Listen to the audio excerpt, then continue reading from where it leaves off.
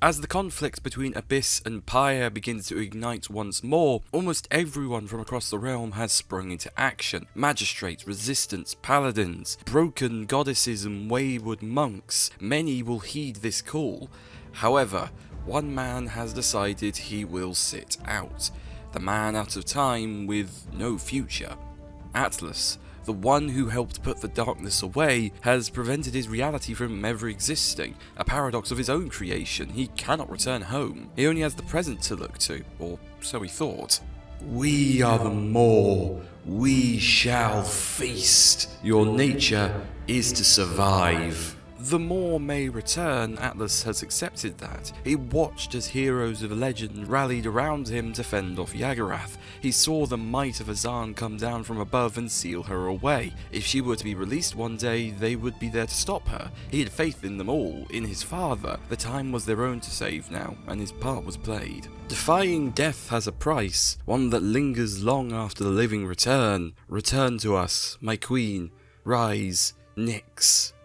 Atlas was supposed to be gone. His future was erased as the course of time itself was altered, except he had to exist. If he hadn't, time never would have changed in the first place. As he learned from Valera, his use of crystal magic is beyond anything they thought possible. He had mastered time but still couldn't understand it. Now new threats arise that he'd never heard of before. An abyssal queen? Had he delivered his future from one evil to another? Soon she will return, and everything will be hers to use.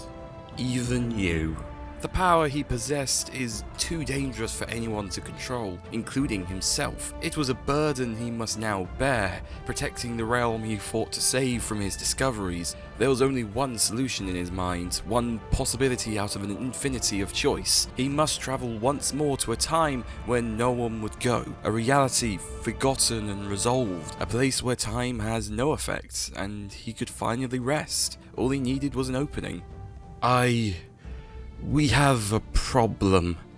Ceres, He felt the disturbance wash over him, like wounds reopening from within. Someone had broken the seams of reality, the fabric of the realm, past, present, and future. They would use it to move through space, but he could travel through time as well, to another realm. These threats would never know where he had gone. He could keep the timeline safe. He channeled all the energy left in his Chronon weapon and focused in on a single vision, one he had long forgotten, of a life unlived. Then he vanished.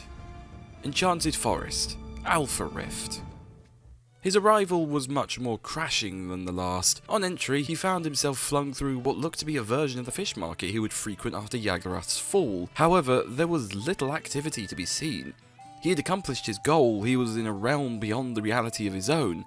There were familiar sights and faces, but nothing was the same. No magistrate, no resistance. There were paladins, but unlike those he had come to know. The first one he encountered on his journey was Barrick, looking rugged and seeming much more cruel than the craftsman he knew. This one only spoke of how fascinating his armor was, and the potential treasure he could plunder if he could invent off of it. Atlas had no use of it anymore, so he left it with the dwarf. Then came Cassie, a much more familiar likeness beyond the large bow she carried instead of her crossbow. She spoke of how it belonged to her father, but the name she gave reminded Atlas instead of an ancestor to the Cassie he knew, one whose banner became that of a house. Perhaps the reason time here had stopped is due to such anomalies. Ziggs was as friendly as ever though.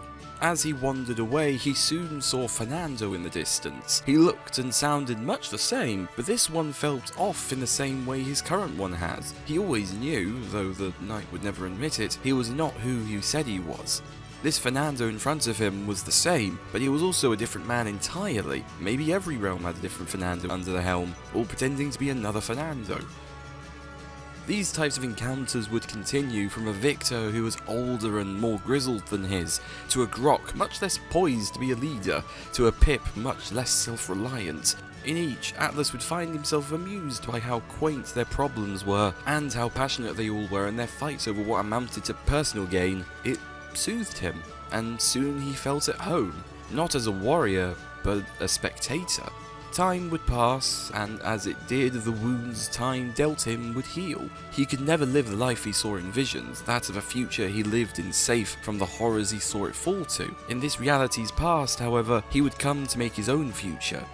he would fall in love, they would build a farm, he would have a daughter. All that he lost would be returned, not through saving reality, but by slowing down to appreciate what life offers. He finally had his second chance, and he took none of it for granted. As his weapons rusted away in the fields, he stashed away his journal beneath the floorboards, the source of time magic kept safe in a small farmhouse. He couldn't reason with destroying it in case it was ever needed again, and the man out of time must always be ready. But Atlas, he would retire. He would laugh, he would sing, he would rest, though deep down he knew if anything came for his new home, he would be ready to fight them until the end of time.